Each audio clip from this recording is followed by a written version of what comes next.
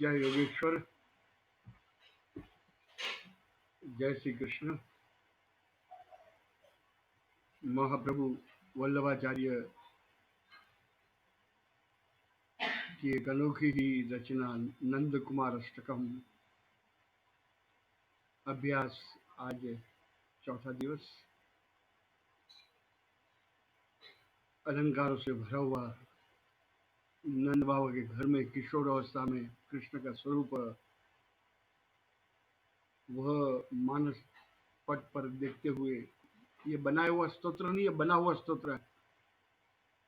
ये विशेषता है, तो इसका अध्ययन कर रहे हैं हम लोग। इतनी ऊंचाई पर से जिसका रिश्ता कृष्ण के साथ रोज का रिश्ता जिसने स्थापित कर दिया हुआ, उनके मुख से निकले हुए उद्गार है। ये एक शब्द नहीं है, उद्गार। जितने ही वेदों की ऋचा पवित्र है,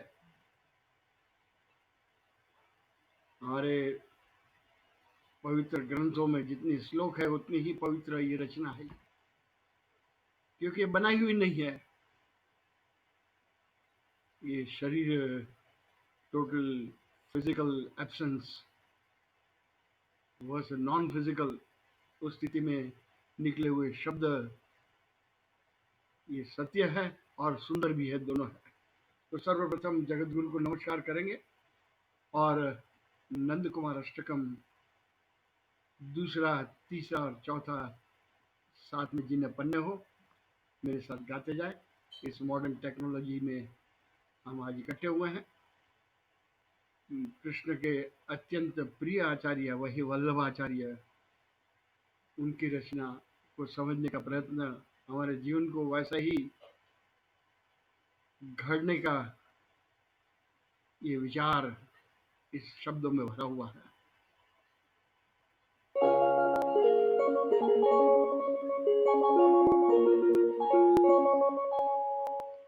वसुदेव वसुतन देवम कंस चाणूरमर्दनम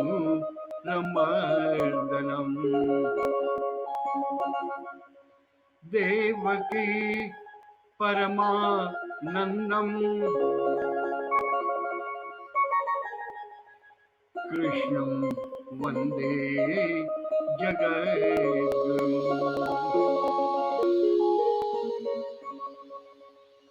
गुरुर्ब्रह्मा गुरुर्विष्णुः गुरुर्देवो महेश्वरः गुरुः साक्षात् परम ब्रह्म तस्मै श्री गुरवे नमः।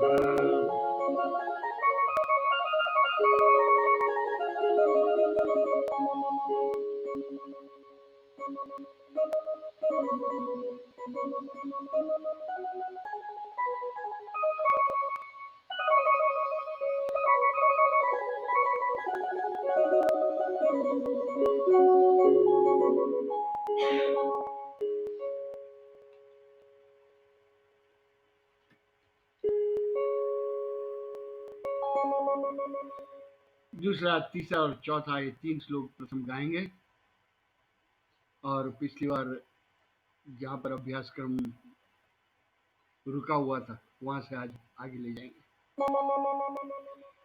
सुंदर बारिज वदनम निर्जित मदनम आनंद सदनम मुकुटधरम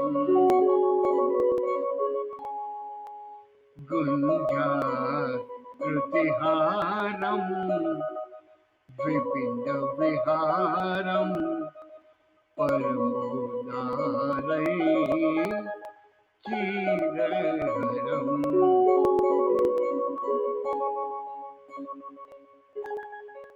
वल्लभ पटपीतम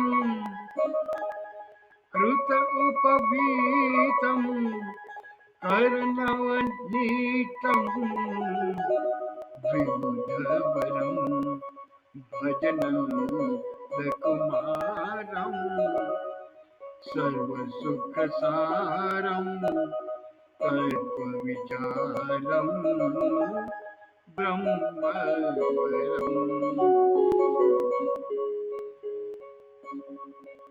शोभित मुखधूलम यमुनाकूलम निपट अतुलम सुखदकरम मुखमंडितरेणु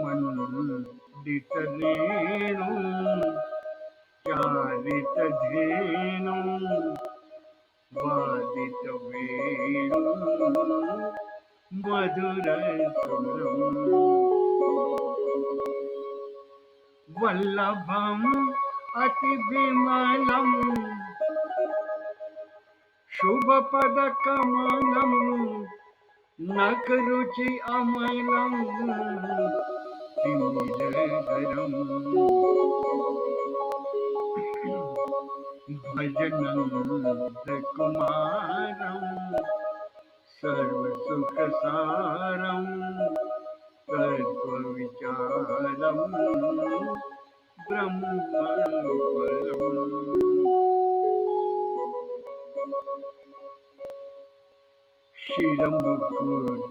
शिरमुकुटसुदेशं कुञ्चितकेशं नटवरवेशं कामवरम् मायाकृतमनुजं हलधर अनुजं प्रतिहतधनुजं भारहरम् वल्लभं वल्लभ व्रजपालं शुभगसुचालं हितमनुकालं भावरम् भजनंदकुमारं सर्वसुखसारं तत्त्वविचारं ब्रह्मपरम्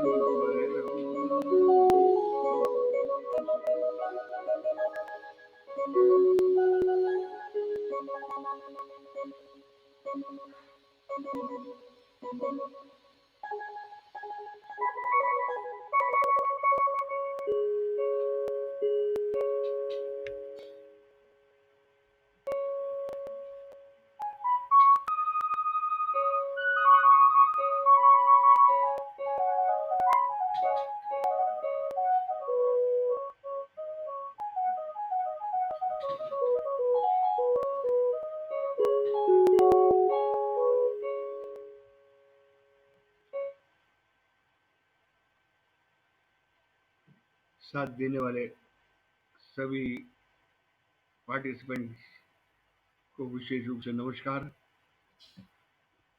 चौथा दिवस महाप्रभु वल्लभाचार्य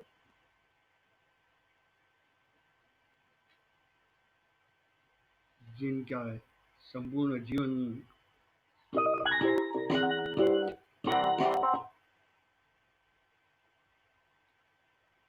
कृष्ण की ही भक्ति में लगा हुआ था, एक कृष्ण भक्ति का एक आइडियल भक्ति का रहस्य, रेवोल्यूशनरी कॉन्सेप्ट खड़ा करके दिखाया हुआ है और उनकी रचना में, शब्दों में वही गूंज है। बाह्य भक्ति और आंतरिक भक्ति, भीतर की भक्ति वह है ज्ञान योग और बाह्य भक्ति कर्म योग। ये दोनों ही मिलकर, पिछली बार बताया हुआ था, रिकैप कर रहा हूं, वह दोनों मिलकर पुष्टि मार्ग, वही पुष्टि है भक्ति में, अन्यथा अभी पुष्टि नहीं हुई है। पुष्टि शब्द का अर्थ आंतरिक और बाह्य स्व विकास, मेरा विकास होना चाहिए, और सह विकास। वल्लभाचार्य को अपना विकास क्रम पहुंच चुके थे, वहां पर अंतिम स्टेशन पर हमारे जैसे पुष्टि मार्ग के द्वारा हमारे जीवन को सजाने का प्रयत्न करने वाले, उनके लिए मार्गदर्शक, पथदर्शक, उनकी रचना निकले हुए शब्द। थोड़ा संक्षेप में, महाप्रभु वल्लभाचार्य दो पुत्र, उनके दो पुत्र और तेलुगु तेलुगु फैमिली से, जिनका जन्म चंपारण पवित्र भूमि पर 1479 शुद्ध अद्वैत आज के शब्दों में भी हम देखेंगे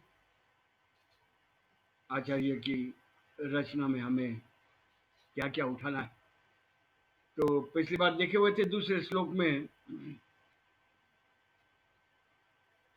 सुंदर वारिज वदनम, 4 विशेषण का प्रयोग है। ये पूरी रचना अलंकार से, क्योंकि जगत की आदि शक्ति जो स्वयं ऐसे आचार्य के मुख से शब्द प्रवाहित करती है, तब वह रचना के लिए कितनी धनाढ़ रचना है ये। सुंदर वारिज वदनम, शाब्दिक अलंकार भी थोड़ा देखेंगे तो बहुत ही सुंदर। सुंदर वारिज वदनम मदनम सदनम, हारम विहारम दारम हरम, पटपीतम उपवीतम नवनीतम।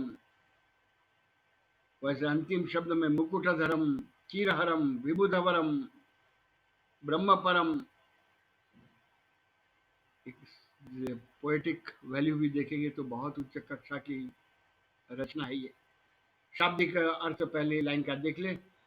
सुंदर वारिज वदनम, वारिज का अर्थ कमल, कमल के समान। वल्लभाचार्य कह रहे कृष्ण का मुख कैसा है, कमल के जैसी उपमा दी है, मुख कमल। सुंदर वाणी से निकले हुए शब्द आश्वासन है। गीता में कितने सारे कोटेशन दिए हुए हैं। कौनते यह प्रतिजाने ही नवे भक्त प्रणश्यति, अपिचेत सुदुराचारो भजते माम अनन्य भाग, अनन्यास चिंतयन्तो माम योगक्षेमम वहाम्यम। तू मेरा चिंतन करेगा तो मैं तेरे योग और क्षेम, वह दोनों का बोझ उठाने के लिए तैयार हूं। ये लंबी लिस्ट है ये।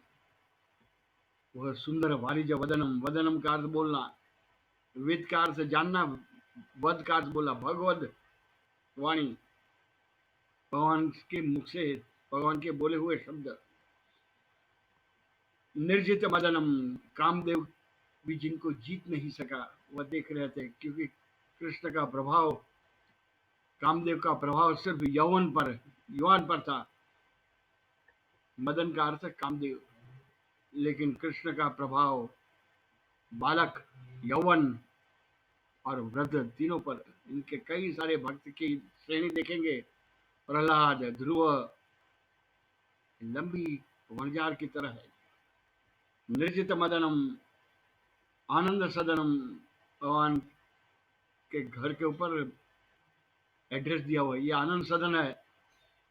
आनंद के लिए आ सकते हो, सुख और दुख के लिए। बाहर में तुम्हारा काम हो जाएगा। अच्छे कर्म करोगे सुख मिलेगा, बुरे कर्म करोगे तो दुख के लिए तैयार, सजा के लिए तैयार हो जाओ। लेकिन यह भीतर आने के लिए प्रवेश पत्र चाहिए, वो है आनंद की खोज, आनंद सदनम।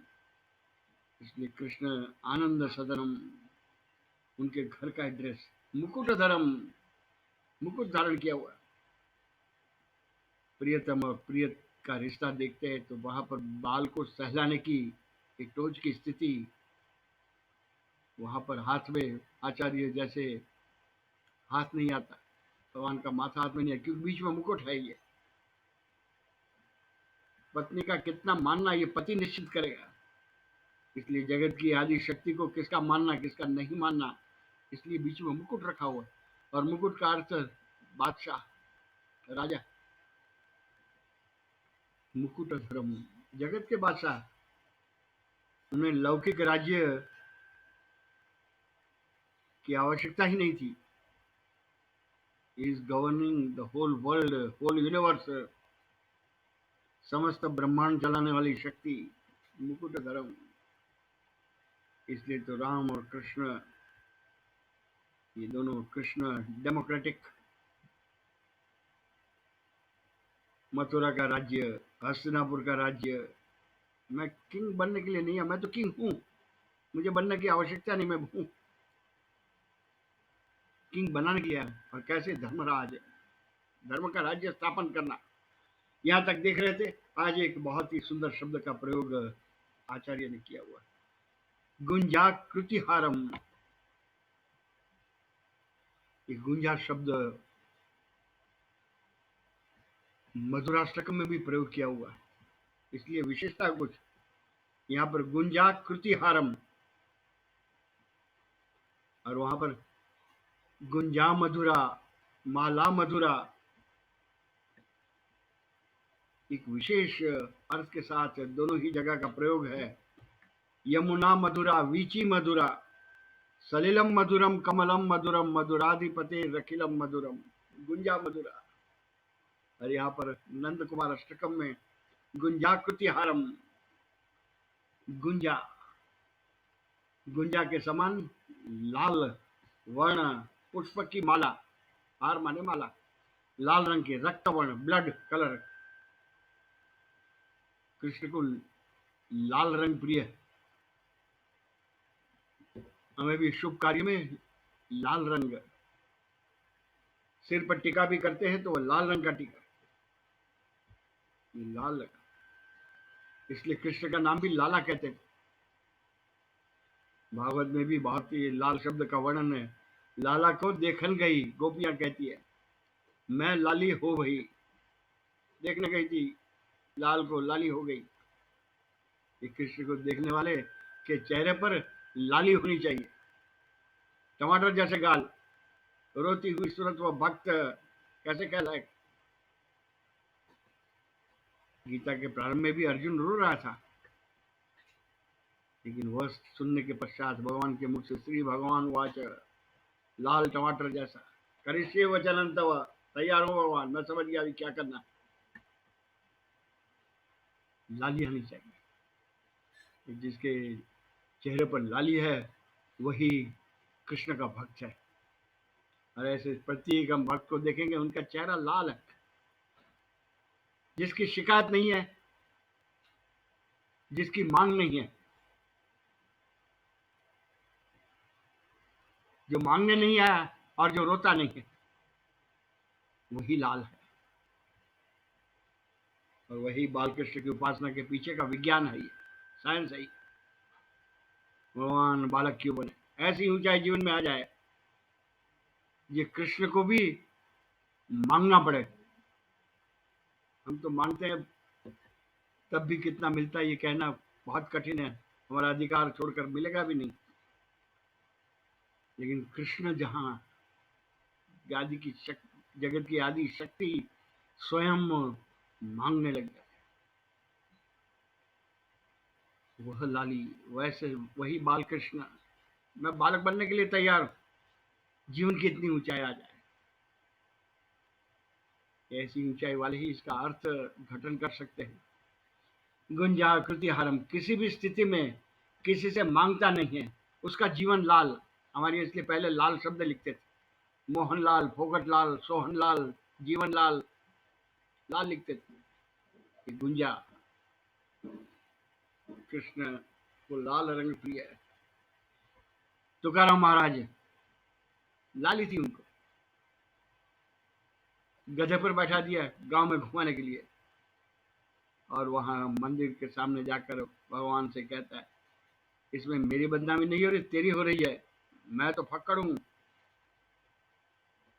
वह लाली किसी भी स्थिति, सभी परिस्थिति में जिसके चेहरे की लाली बनी रहती है, वही गुंजा। वैसे ही सभी भक्त के जीवन में ये गुंजा मधुरा, गुंजा शब्द का विशेष अर्थ यहाँ पर छिपा हुआ है। गुंजा का दूसरा अर्थ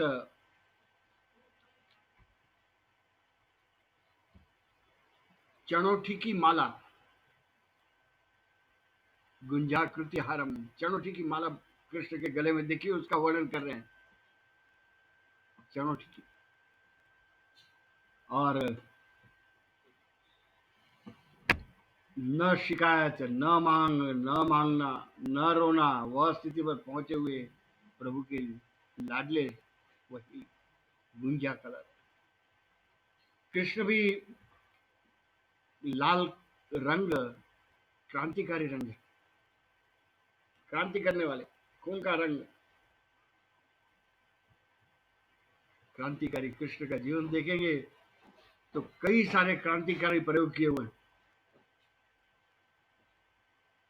और आगे जाकर शब्दों का अर्थघटन देखेंगे तो वहां पर ये सभी दिखाया हुआ है। आचार्य वर्णन कर रहे हैं, जेल में जन्म है, बड़े हुए नंद बाबा के घर में, फिर भी चेहरे पर शिकायत नहीं है कोई, इसलिए तो कमल गुंजा लाली बनी हुई। नंद बाबा के घर में भी कई सारे प्रयत्न कृष्ण को मारने के लिए किए गए, लेकिन एक भी प्रयत्न सफल नहीं हुआ, मारने वाला स्वयं ही शिकार बन गया। मक्खन चौर्य, माखन चोरी करने का आरोप लगा हुआ है, इसके पीछे भी एक क्रांतिकारी प्रयोग। नहीं मिलेगा मक्खन यहाँ से। गोपियों के साथ रासलीला, ये जितने सारे रणभूमि पर, महाभारत की रणभूमि पर दोनों सैनिकों के बीच में इस जगत की सबसे बड़ी उपलब्धि वो है भगवत गीता। किसी ग्रंथ पैरेलल नहीं है इस बैकग्राउंड के साथ। मिलिट्री ग्रंथ है ये, बनाया हुआ नहीं, वहां शब्द निकले हुए हैं, संवाद है कृष्ण और अर्जुन का। ये क्रांतिकारी प्रयोग, न समझने वाले वह गुंजा शब्द का अर्थ कैसे पकड़ेंगे। गुंजा शब्द का कई सारे अर्थ, गुंजा का एक डिक्शनरी खोलेंगे तो संस्कृत भाषा में गुंजा का अर्थ होता है चिंतन।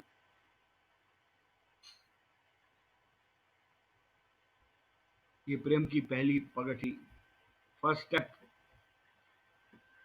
कॉलेज में पढ़ने के लिए जब दो युवान और युवती मिलते हैं तो वहां पर बातचीत करें, तब तक अभी कुछ परिणाम नहीं है, लेकिन घर जाके जब चिंतन शुरू हो जाए तब समझ लिए गुंजा,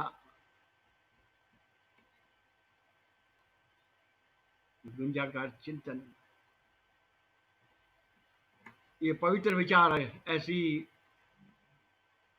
आचार्य की वाणी सुनने के बाद गूंज रहनी चाहिए, गूंज। गोपियों की भी गूंज। कृष्ण यहाँ पर मुझसे ऐसे बात कर रहे थे, ऐसे बात कर रहे थे, कि गूंज, गूंज रहनी चाहिए। इसलिए पवित्र विचार, इतनी ऊंचाई पर के विचार सुनने के पश्चात थोड़ा समय देना चाहिए, भीतर में मंथन। इसे गुंजा कहते, गुंजा मथुरा, वही गुंजा कृत्य हरम। बहुत सुंदर संक्षेप में देख लें। प्रेम की 8 सीढ़ी बताई है। ये साइंटिफिक है, non physical love, occult love,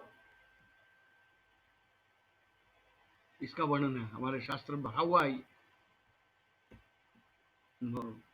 देवर्षि नारद, उन्होंने के भी बहुत सुंदर फॉर्मूला बताई है। तो आज वल्लभाचार्य के इस गुंजा शब्द का शुरुआत करके प्रेम की प्रथम सीढ़ी चिंतन, चिंतन के बाद जैसे जैसे चिंतन बढ़ते जाएगा तब स्नेह खड़ा हो जाएगा। पत्र में हम लोग लिखते हैं स्नेह की भाई सी, स्नेह मेरा, मेरे लिए ये खड़ा हो जाएगा।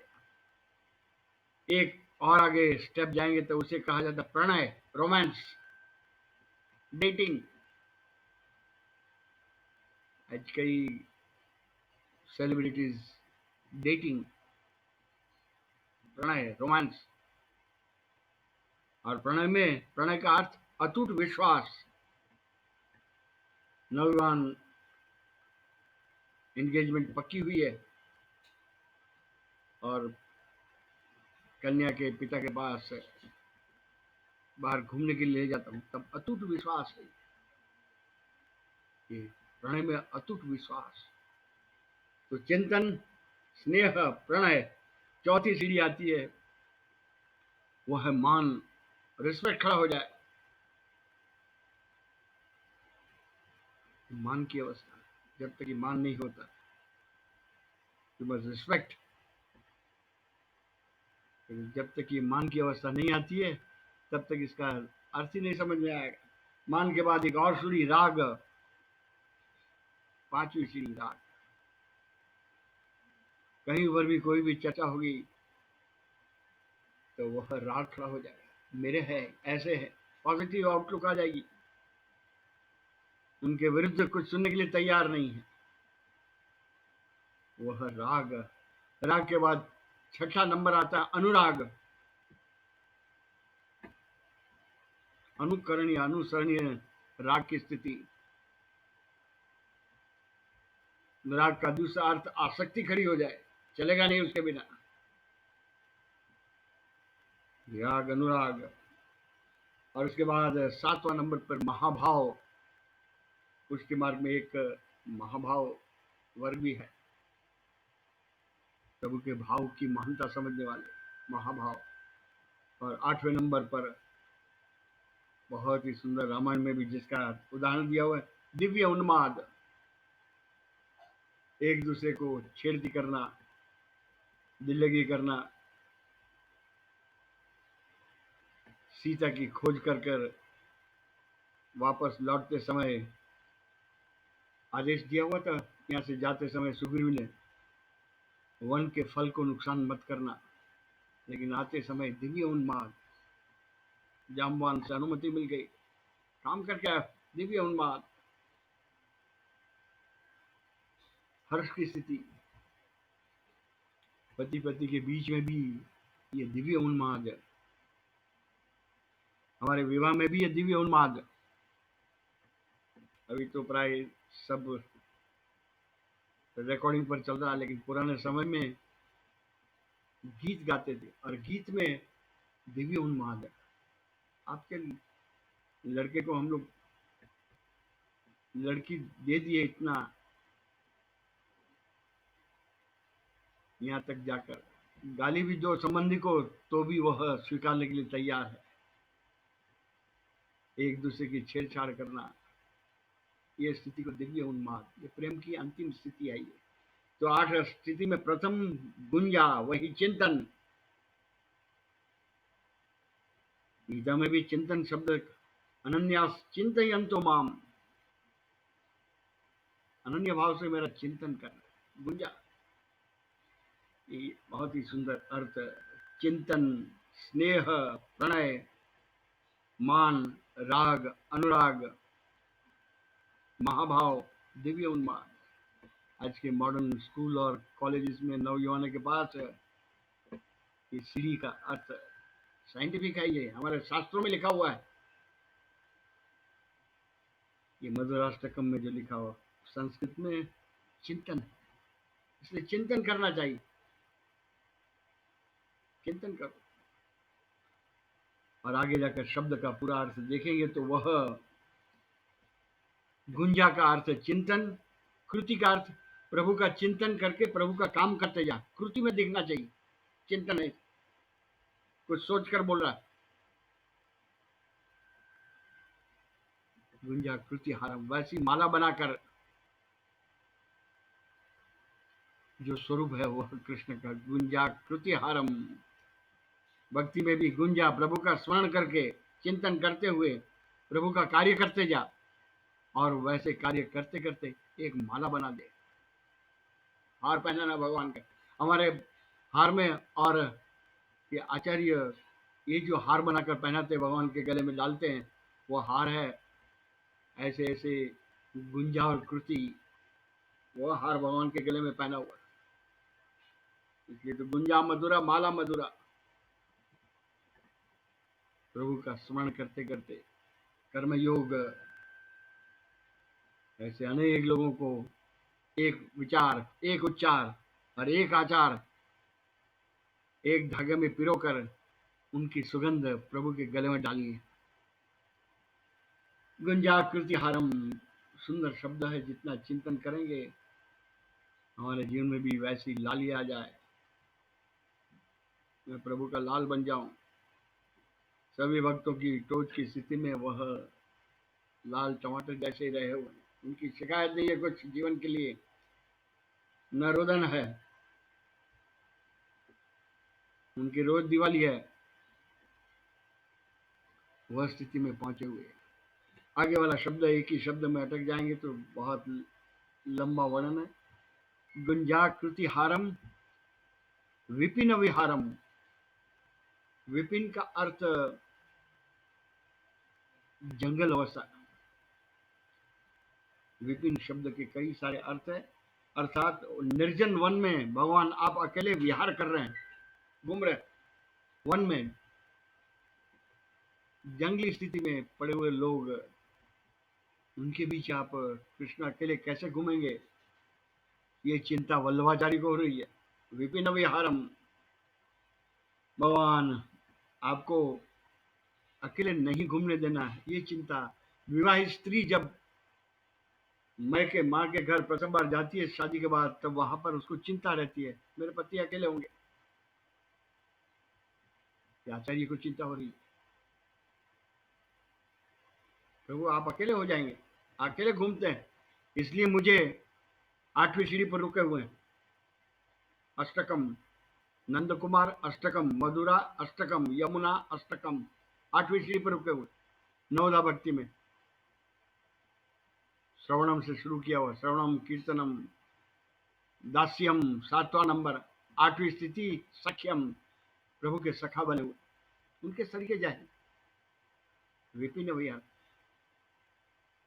आचार्य कहते हैं मुझे सखा बनकर रहने दो, क्योंकि मैं नजदीक और आऊंगा तो मैं ही मिट जाऊंगा, ये उनकी चिंता है। और वह कृष्ण के सामने कहते भगवान यहाँ पर जो आता है वो सब तो अपने लिए आ रहे हैं, आपके लिए कौन आ रहा है, आप तो अकेले खड़े हुए, आपके पास जो है उसलिए आते हैं, आपकी झोली में भरा हुआ है, आपके सेफ डिपॉजिट वॉल्ट में जो है वह लेने के लिए आते हैं, आपके लिए कोई नहीं आता। इसलिए आप अकेले हैं, उसकी चिंता है। मेरे पति अकेले हैं, विवाहित स्त्री मायके में जाकर वही उसका चिंतन रहता है। विवाहित स्त्री का चिंतन विपिन विहारम, और नवदा भक्ति में भी 8वीं सीढ़ी पर रुके हुए हैं। भगवान आप अकेले, उसकी मुझे व्यथा हो रही है, क्योंकि पहले तो आपको आपसे मिलना कठिन है, और यदि नजदीक पहुंच गया तो मैं ही समाप्त हो जाता। आप तक पहुंच नहीं पाता हूं तो आप अकेले हैं, और आपके नजदीक आता हूं तो मैं मिट जाता हूं, आप अकेले रह जाते। इसलिए द्वैत स्वीकारा हुआ है, और बिना द्वैत, बिना दो के विहार नहीं है। आप कहाँ अकेले घूमने जाएंगे, और कैसे निर्जन वन में। कृष्ण भी जब संधिदूत बनकर गए हुए थे हस्तिनापुर, महाभारत युद्ध से पहले ही लास्ट अटेम्प्ट, तब यह पांडवों को चिंता थी। इसलिए कृष्ण को न समझने वाले कुछ भी कर सकते हैं, इसलिए बहुत सारी सुरक्षा रखी हुई थी। लेकिन कृष्ण को मर्दन करने वाला कौन हो सकता है। जंगली अवस्था थी। भगवान आप अकेले घूम, आपको पहचानते नहीं, वो जंगली अवस्था। जंगल में माइट इज राइट, जंगल में यही फॉर्मूला चलती है, माइट। बड़ा पशु होगा छोटे को खा जाएगा, बड़ा है वो छोटे को खा जाएगा, माइट इज राइट। और ऐसे आचार्य विपिन हम कहने वाले, राइट इज माइट। सत्य है वह शक्ति है, और शक्ति है वह सत्य है, रिवर्स हो जाएगी। ये भूमिका आप अकेले ही भगवान, मैं आपको अकेले नहीं रहने दूंगा, मैं आपके साथ विहार करने आऊंगा, मैं सखा बनकर रहूंगा। मुझे कृष्ण नहीं बनना, मुझे कृष्ण का बनना। रामानुजाचार्य,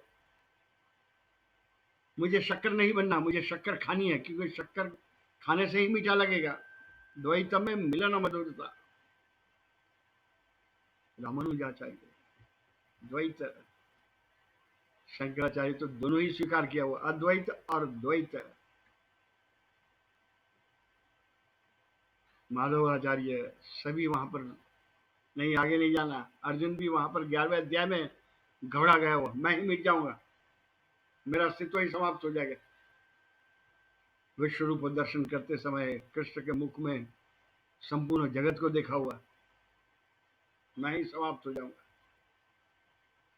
इसलिए भगवान से प्रार्थना की, भगवान आपका ये रूप, भयंकर रूप जो है विश्व रूप, उसको समेट लीजिए। मुझे तो 2 हाथ 2 पैर वाले मेरे जैसे कृष्ण सखा के रूप में चाहिए। विपिन विहार। आगे वाला शब्द परमोदारम, विपिन विहारम परमोदारम, परम उदार है भगवान। लेकिन नामदेव जैसे महान भक्त भगवान की दिल्ली की उड़ाते हैं। भगवान को कहते हैं नामदेव घेसी तेवा देशी, महाराष्ट्रियन मराठी भाषा में, घेसी तेवा देशी, ऐसा अससी उदार। तो उदार का है, भक्त का सब कुछ पहले ले लेता है फिर देता है, तो उदार कौन का है। तू पहले लेता है फिर देता है। नामदेव भी बोल सकते हैं, जो हम तो लेने वाले हैं, हम तो देने वाले तो कुछ है ही नहीं। घिसी तेवा देसी, तो तुझे मैं उदार मानने के लिए तैयार नहीं। इनकी दिव्य उन्माद की स्थिति है, भगवान के साथ खेल है उनका, भगवान को छेड़ते हैं। तुझे कौन कहता है उदार, मैं नहीं मानता। घिसी तेवा देसी, वह नामदेव। लेकिन ये नामदेव के भीतर हृदय में कृष्ण के प्रति अत्यंत प्यार था, इसलिए वो बोल सकते हैं। और देखेंगे तो श्री दामा गए हुए थे भगवान के पास, पत्नी के भेजे हुए, तो वहां पर चिवड़ा भी लाए थे, वह कृष्ण ने ले लिया। और रॉयल ड्रेस पहना हुआ था जब तक रहे वहां पर। जैसे ही बाहर निकलते तब ड्रेस, किंग का ड्रेस, राजमहल का ड्रेस उतार कर घसीटे वाले थी। पहले ले लिया, चिवड़ा खा लिया, और बाद में क्या हुआ, वापस घर पहुंचते तो वहां स्वर्ग के समान अद्भुत वह स्थिति कैसी थे वह देसी, वही परम उदारम भगवान।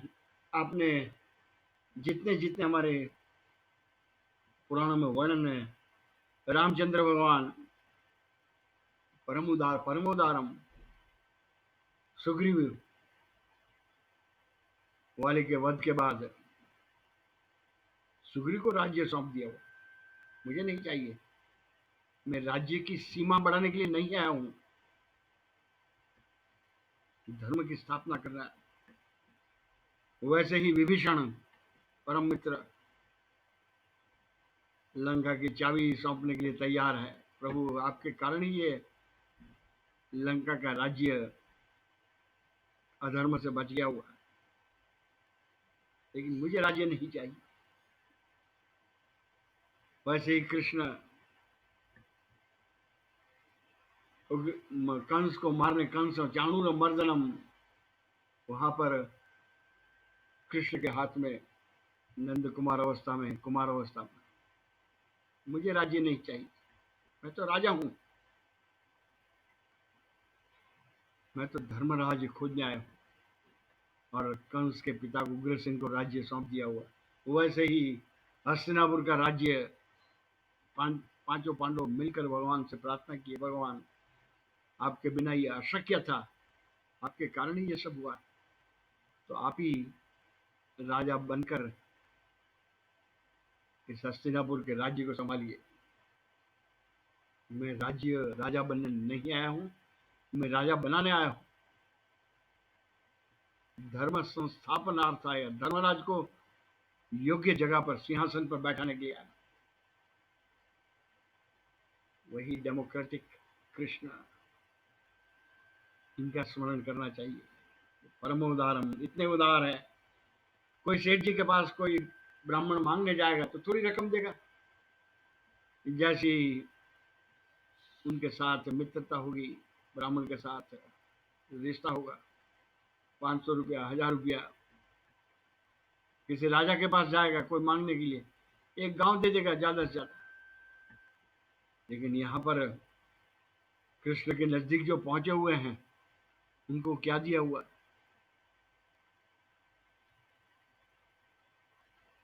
उनको भगवान शंकराचार्य, भगवान पतंजलि, भगवान पाणिनि अपना स्थान दे दिया हो, तू ही राजा से।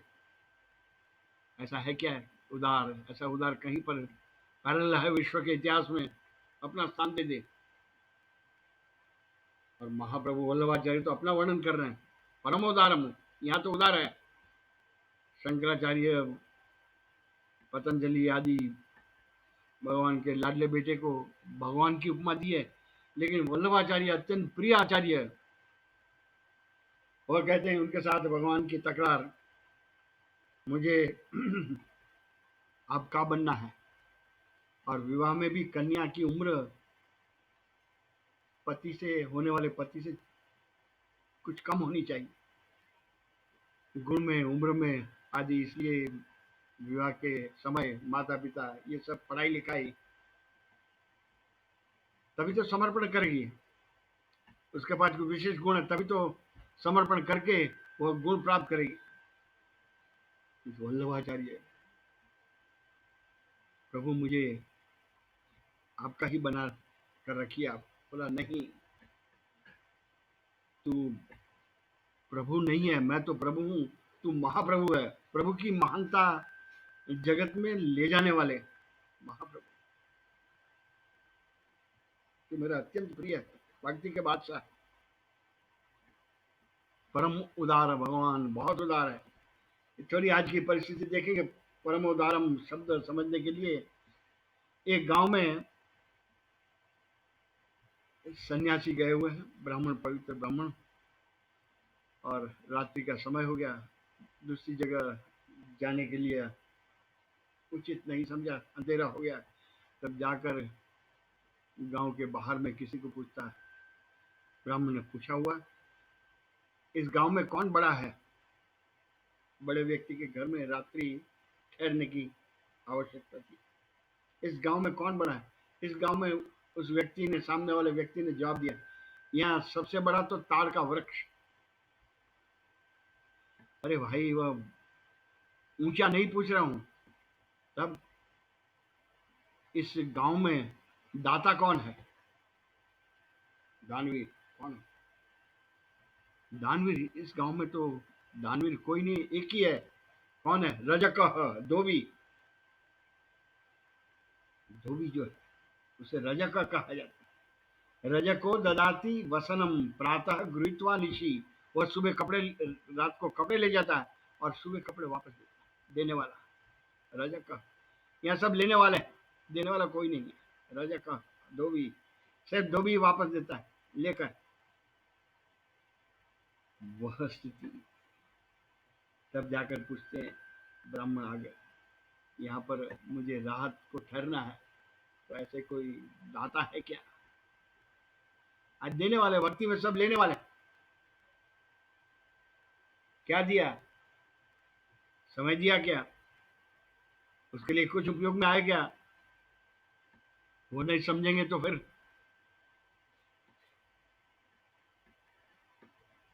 परमोदारम, भगवान अत्यंत उदार है।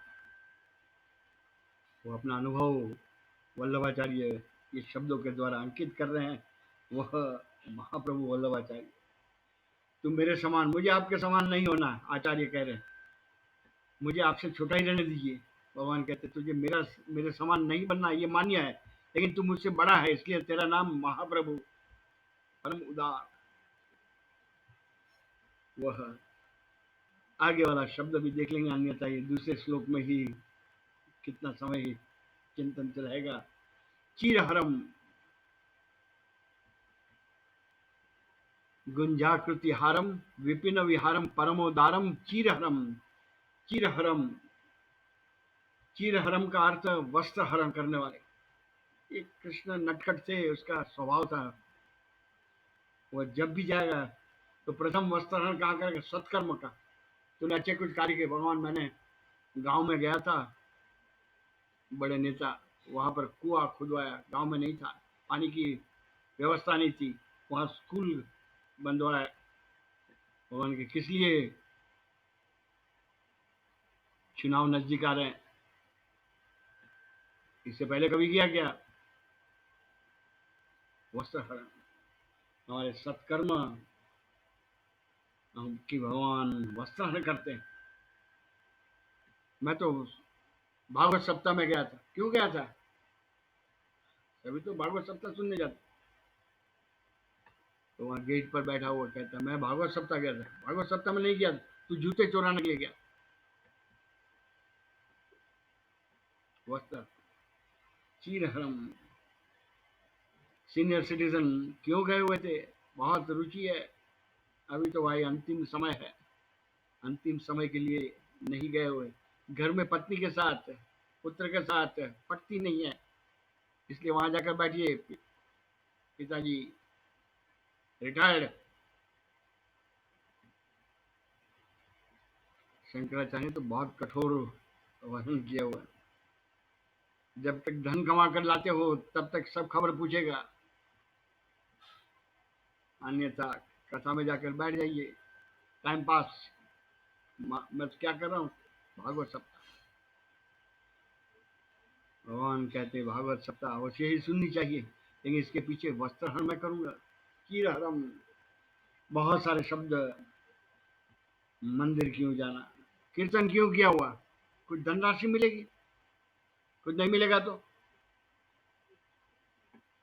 प्रोफेशनल। और वही गीता का निष्काम कर्म योग, कृष्ण तक पहुंचने का मार्ग। पैसे के लिए किया था, धन तो मिल गया, वहां भक्ति का दृष्टिकोण आया कहां पर? तुझे जो चाहिए था वह मिल गया। स्वर्ग में कुछ मिलेगा, इसलिए यहाँ पर कुछ देना है। यहाँ इन्वेस्ट करो, वहां पर इंटरेस्ट के साथ मिल जाएगा। पाप और पुण्य। वस्त्र हरण, समझ पूर्वक की कृति, कृति की है मैंने। भगवान कहते समझ थी क्या साथ में? क्या समझ के किया हुआ? रोज दिया जलाता हूँ भगवान। दिया जलाता है कहाँ पर? मेरे घर में, मंदिर में। किस लिए जलाता है? वस्त्र हरण। आज का मॉडर्न युग कहेगा पिताजी क्या कर रहे हैं आप? ये प्रकाश फैलाना है। ये भगवान के छोटे मेरे घर में जो घर है उनका मंदिर रूपी, उसमें प्रकाश फैलाना, फिर उसको बाहर ले जाना। ये प्रकाश बाहर फैलाना, संपूर्ण विश्वनाथ है ये। समझ पूर्वक की कृति। आज भक्ति में भी सिर्फ फिजिकल इंपॉर्टेंस, इसलिए तो भगवान ने तीसरे अध्याय में कर्मयोग और चौथा अध्याय में ज्ञान कर्म समझ पूर्वक की कृति,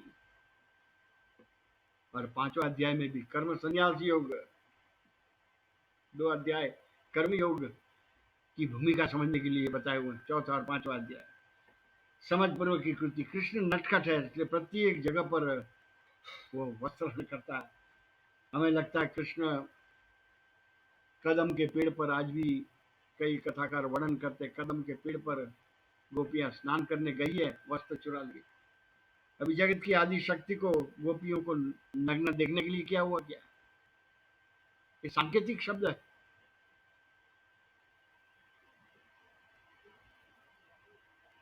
मेरे पास कैसे आओ? वस्त्र, वस्त्र का अहम छोड़कर आ जाओ। इसलिए चीर का अर्थ अहम, अहंकार शून्यता, वही कर्म संन्यास योग। नटखट है, शांति दूत संजय आया हुआ था, वहां पर वस्त्र है। आप प्रस्ताव लाए हैं, बहुत अच्छी बात है, बहुत अच्छा प्रस्ताव है, लेकिन आपसे शुरू करो, फिर मेरे पास हम तैयार है। वस्त्र कर दिया। बहुत सारे कृष्ण का देखेंगे जीवन में, जगह जगह पर वस्त्र किया हुआ। पूछते हैं क्या, क्यों आए हो? तो चाहिए, मिल जाएगा। इसलिए राम दरबार के बाहर में रखे हुए हैं हनुमान को, जो चाहिए वह सिद्धि, अष्ट सिद्धि देने वाले हनुमान खड़े हुए मेरे सेवक। और मेरे लिए आए हो तो हनुमान साथ लेकर आएगा भीतर। इसलिए राम रक्षा स्तोत्र पढ़ना चाहिए, उसमें वर्णन है ये। हनुमान कीलकम, चाबी है ये, चाबी है उनकी, दरवाजा नहीं खुलेगा। समझ पूर्वक आज सीनियर सिटीजन कहते हैं हम तो माया में पड़े हुए हैं। माया में नहीं पड़े हुए हैं।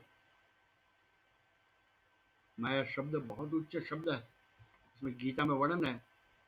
माया का स्थान कौन सा है? माया के चार लक्षण बताए हुए हैं। दैवी येषा गुणमयी, मम माया दुरत्यया।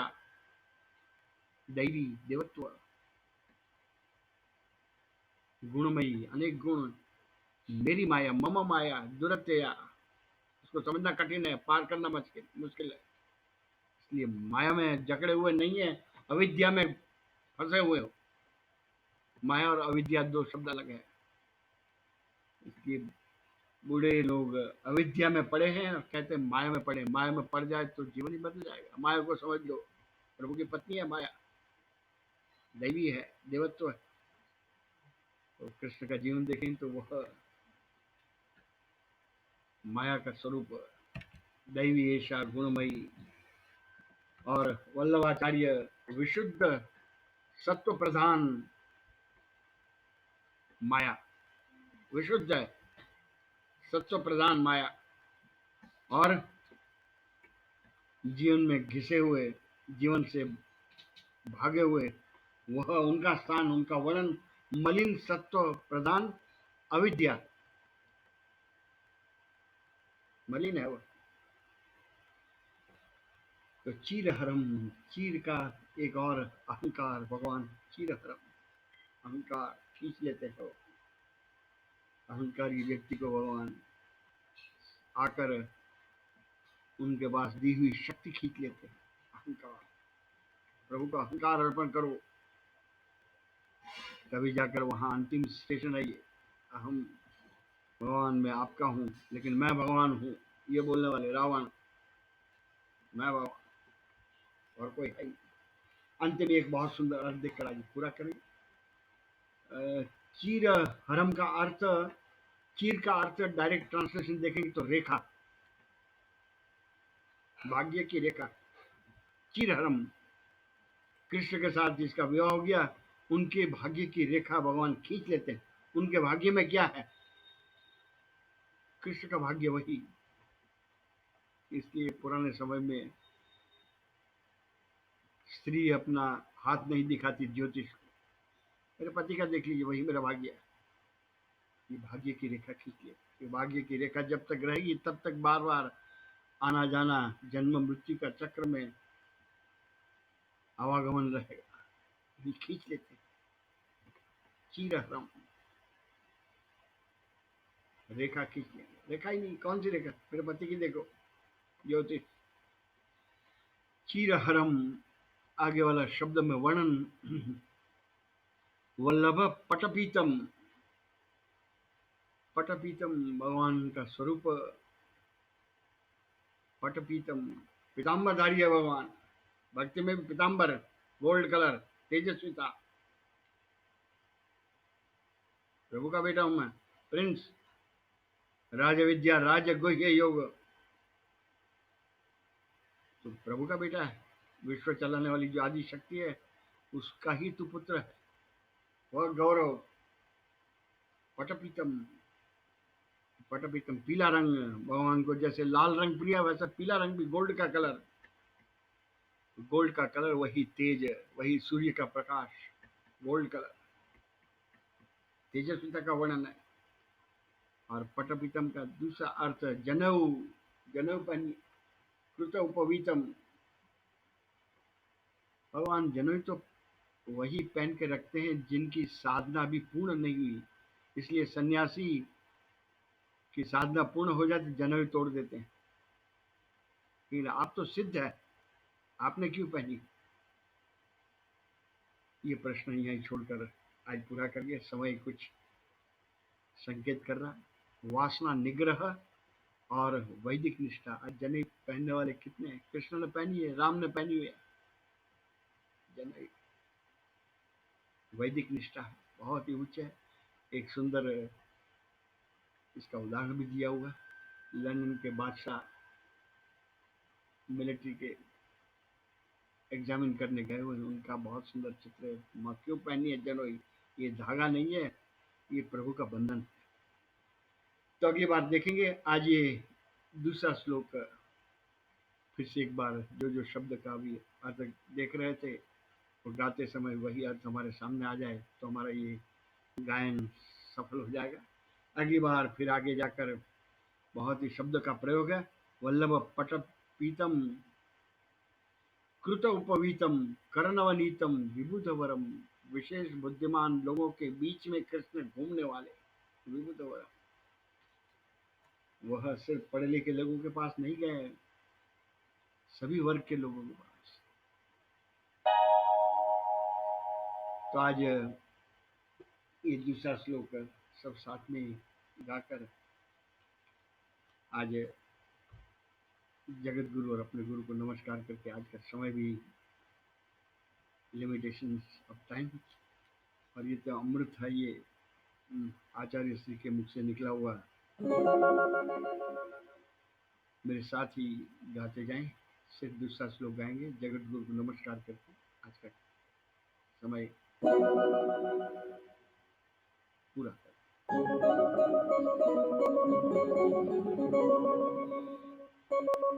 सुंदर वारिजवदनम, निर्जितमदनम, आनंद सदनम, मुकुटधरम, गुंजाकृतिहारम,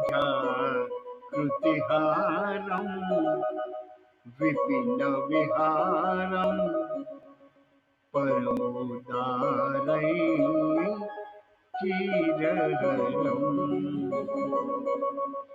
वल्लभ पटपीतम, कृत उपवीतम,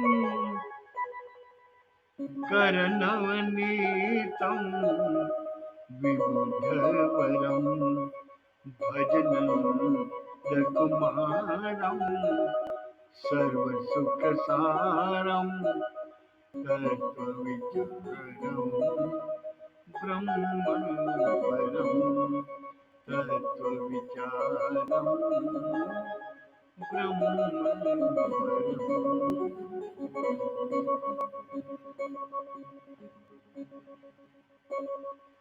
वसुदेव वसुतन्देवम् कंस चाणूरमर्दनम् देवकी परमानन्दम् कृष्णं वन्दे जगद्गुरुम् गुरुर्ब्रह्मा गुरुर्विष्णु गुरुर्देवो महेश्वरः गुरुः साक्षात् परं ब्रह्म तस्मै श्री गुरवे नमः।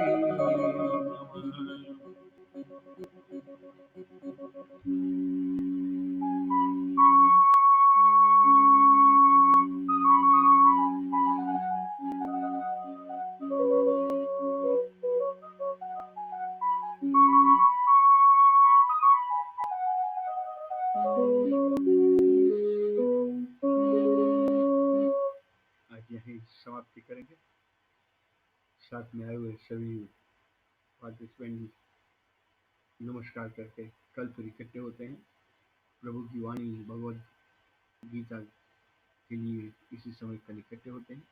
इस आचार्य की रचना अगले शनिवार को फिर इकट्ठा होना है। जय श्री कृष्ण, जय योगेश्वर।